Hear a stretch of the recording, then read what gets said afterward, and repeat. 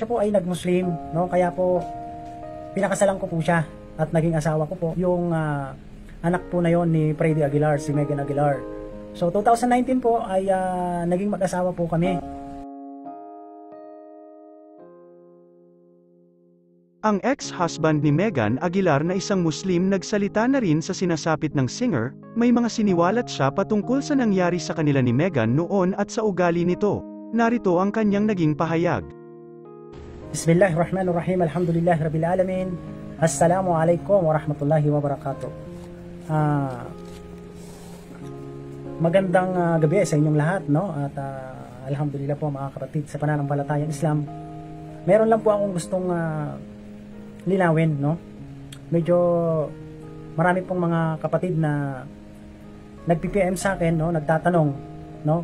Patungkol po ito sa issue ngayon sa isang kilalang singer, artista, anak ng isa sa mga kilalang singer icon na si Freddy Aguilar, no? So, yun po yung kanyang anak na si Megan Aguilar, na kung saan marami pong mga kapatid ang nagtatanong sa akin.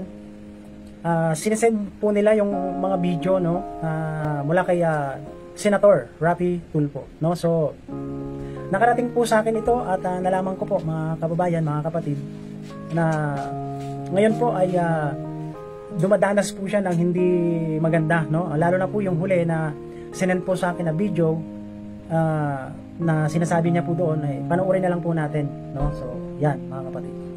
Freddy Aguilar, ama ko. Siguro naman masaya ka na ngayon, di ba? Masaya ka na, di ba? Mamamatay na ako, di ba ito gusto mo? Masaya ka na, di ba? Mamamatay na ako, di ba ito gusto mo? Tantuwa ka, di ba? Alam ko, papapiyesa ka pag matay ako eh. Lalo sa pagpapamatay. Alam ko, tutuwa mo yan. Kayo lahat na mag-celebrate kayo na. Ay, salamat! Patay na yung demonyo, di ba? Akala mo ba mananahimik ka pag namatay ako? Akala mo ba mananahimik ka? Hindi ka mananahimik? Diretso yung perno ko eh, so isasama ko kayo. Kasama ko kayo. Lahat na lang tinalikuran ako. Lahat na lang. Tapos yung ampon sa pamilya, yung pumatay kay Gian, puta, tinago nyo lang siya. Yung binaril si Gian, may dala silang droga. Si Ish Aguilar, di ba niya mayroong drug lab sa bahay niya? Tinago nyo lang sila. Tapos ako ngayon, I'm gonna take the fall. Sige, I'll take the fucking fall. I'll take the fucking fall. Pero hindi ko patatahimikin. Kasalanan nyo to. So yan po, no, nakita po natin na medyo dumaranas siya ng hindi magandang kalagayan. So yun sa akin lang po mga kapatid ay kung meron po sana tayong maitutulong na maaari nating maibigay na tulong sa kanya sa anumang paraan. Actually po, syempre siya po ay noon po siya po ay nag-Muslim, no? Kaya po pinakasalan ko po siya at naging asawa ko po yung anak po na yon ni Freddy Aguilar, si Megan Aguilar. So 2019 po ay naging mag-asawa po kami, no? So 2019 din, sa hindi inaasahang pangyayari ay nagkaroon kami ng problema. So kami po ay naghiwalay, no? At kinausap ko po yung kanyang tatay, no, na ito po yung akin pong nakita at naranasan po at naobserbahan po sa kanya, no? So ngayon po yung result nung ginawang para doon malaman kay para doon sa test kung siya po ay gumagamit. So ayan po, nakita nyo naman na positive.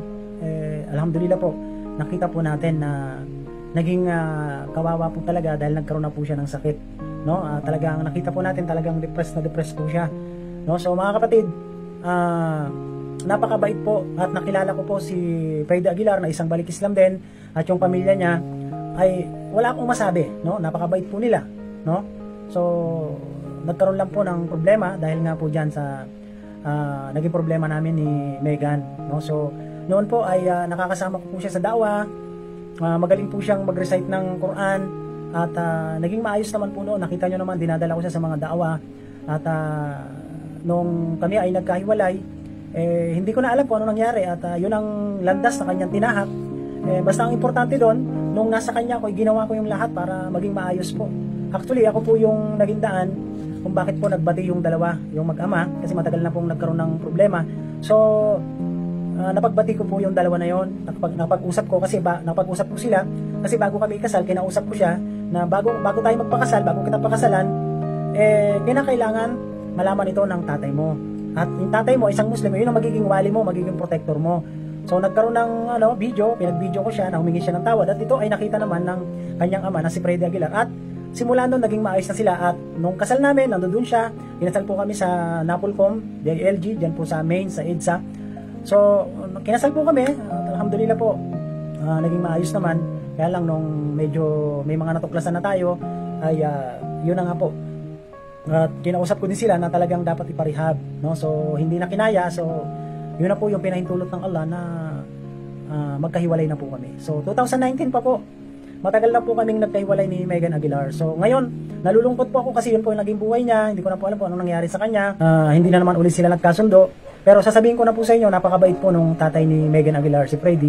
At nakakasama ko pa yan noon, nagbibilyar kami, nagkukwentuhan kami. So alhamdulillah. So hindi lang po talaga natin alam kung ano yung nangyari, no? So ang dalangin ko po sa Allah na sana ay gabayan pa siya ng Allah, bigyan siya ng pangalawang pagkakataon. At sa mga kapatid po, alam naman po natin yan, kung meron po sana tayong maitutulong, sana po tulungan po natin siya, bigyan natin siya ng pangalawang pagkakataon, no? Kung meron po sana tayo na maibibigay na tulong, at sana po matulungan natin para maiparehab siya, para maging maayos ulit ang buhay niya. So baka sakali na maging maayos ang lahat, para hindi na siya gumagamit ng pinagbabawal na gamot.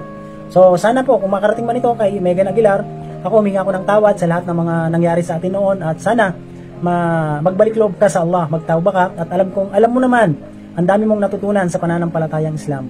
Ang Allah ay nakahanda na magbalik loob tayo dahil ang mercy, ang habag ng Allah, ang awa niya ay mas malawak kaysa kanyang galit. So kahit ano man ang ginawa nating mga kasalanan, pagkukulang sa pananampalataya natin, sa sarili natin, tandaan natin na mayroong Allah handang magbigay ng biyaya sa atin, handang tumanggap sa atin kahit anong nagawa nating pagkakasala. In fact, sabi pa nga ng Allah sa banal na Quran, sinabi niya, illa man taba wa amana wa amila amalan saliha fa ulaika yubaddilullahu sayyi'atihim hasana wa kana Allahu ghafurur rahima. Sinabi ng Allah, o kayo, sila na mga nagbalik loob, nagtawba, nagsisi sa kanilang mga nagawang pagkakasala. Gumawa sila ng kabutihan. Sabi ng Allah, lahat ng masama nilang ginawa, gagawing kabutihan. Allahu Akbar. Sapagkat ang Allah ang palagi nagpapatawad, ang pinakamaawain. So, ito po yung sinabi ng Allah. Gumawa tayo ng maraming kasalanan. Kung nagbalik loob tayo sa Kanya, nagsisi tayo sa mga nagawa nating pagkakasala, ang gagawin niya sa mga nagawa nating pagkakasala, gagawin niya itong kabutihan. Allahu Akbar. Dahil sa awa sa atin ng Allah. Sinabi pa ng Allah, qul ya ibadiyalladhina asrafu ala anfusihim la takhnatu min rahmatillah innallaha yaghfiru dhunuba jami'a innahu huwal ghafurur rahim. Sinabi ng Allah, o aking mga lingkod na nagkasala, nakagawa ng pagkakasala, huwag kayong mawala ng pag-asa sa habag ng Allah, sapagkat ang Allah ang palaging nagpapatawad, ang pinaka-maawain. Allahu Akbar. Kaya kahit anong nagawa nating pagkakasala, huwag tayong mawala ng pag-asa sa habag ng Allah. Ang Allah, mahabagin, maawain, palaging nagpapatawad. No? Ang nangyayari sa atin sa mundong ito ay pagsubok lamang, lahat ng mga nandito sa mundo. Dahil yun ang sinabi ng Allah. No? Ahasiban nasu ayutraku ayakulu amanna wa hum la yuftanun. Inaakala ba ng mga nagsasabing sila'y mananampalataya, hindi na sila susubukin? Sapagkat yung mga nauna, sinubok ng Allah. So sinusubok tayo kung hanggang saan talaga yung pananampalataya natin. Kaya mga kapatid, dapat ano man ang nangyayari sa buhay natin, ano man ang pagsubok, tuloy-tuloy lang tayo. Ano man ang problema natin, ang Allah ang higit na nakakaalam. Ang Allah ang higit na makakapag-solve ng lahat ng problema natin. Problema mo kahit ano, may kasagutan. Tutuganan niya ng Allah. No? Bibigyan ng Allah ng solusyon. Pero dapat manatili tayo sa gabay, sa patnubay, sa pagsamba sa Allah subhanahu wa ta'ala. Kaya, yan din ang sinabi ng Allah, wa may yattaqillaha yaj'al lahu makhraja. Sino man ang magkaroon ng takot sa Allah, magkaroon ng tunay na takot sa Kanya, bibigyan niya ito ng biyaya. Bibigyan niya ito ng solusyon sa lahat ng problema. Hindi po solusyon ang kitilin mo ang buhay mo. Dahil sinabi ng Allah, wala taqtulu anfusakum. Huwag niyong patayin ang mga sarili niyo sa pamamagitan ng inyong kamay. No, problema yan. Ang problema, ibigay mo sa Allah at ang Allah ang magbibigay ng solusyon. Magtiwala tayo sa Allah. Magtawakkal tayo sa Allah. Lahat ng problema natin, yan ay may solusyon. Dahil ang Allah ang nagbigay sa atin ng pagsubok niya. Dahil sinabi ng Allah, la yukallifullahu nafsan husa'a. Lahat ng pagsubok yan, lahat ng binibigay sa atin ng pasanin, pagsubok sa atin ng Allah, yan ay mayroong kakayanan tayo para masolve ang problema. Ang kailangan lang natin, magtawakal sa Allah, magbalik loob sa Kanya. Makasalanan tayo, magtiwala tayo sa Allah. Makasalanan tayo, nagkakasala tayo, aminin natin ang pagkakasala natin, patatawarin tayo ng Allah. Dahil ang Allah palagi nagpapatawad, ang maawain, ang mahabagin. Kaya mga kapatid, lalong-lalo na po sa kay Megan Aguilar, muli humingi ako ng tawad sa iyo kung ano man yung mga nagawa natin noon na pagkukulang, pagkakasala, pagkakamali sa bawat isa. Sa muling pagkakataon, ano man ang nangyari sa atin, handa po kaming tumulong para sa iyo. Kung talilikuran ka man, sinaraduhan ka ng isang pinto, huwag ka mag-alala, marami pang pintuan para sa iyo. Inshallah, yun po yung panawagan ko sa aking pong mga kapatid sa pananampalatayang Islam. Kung sino man po ang gustong tumulong, sana po magsama-sama tayo, tulungan natin ang isang kapatid natin, o kung siya man ay tumalikod sa Islam, inshallah po, bahala na po ang Allah subhanahu wa ta'ala doon, at sana po matulungan po natin siya, inshallah po mga kapatid.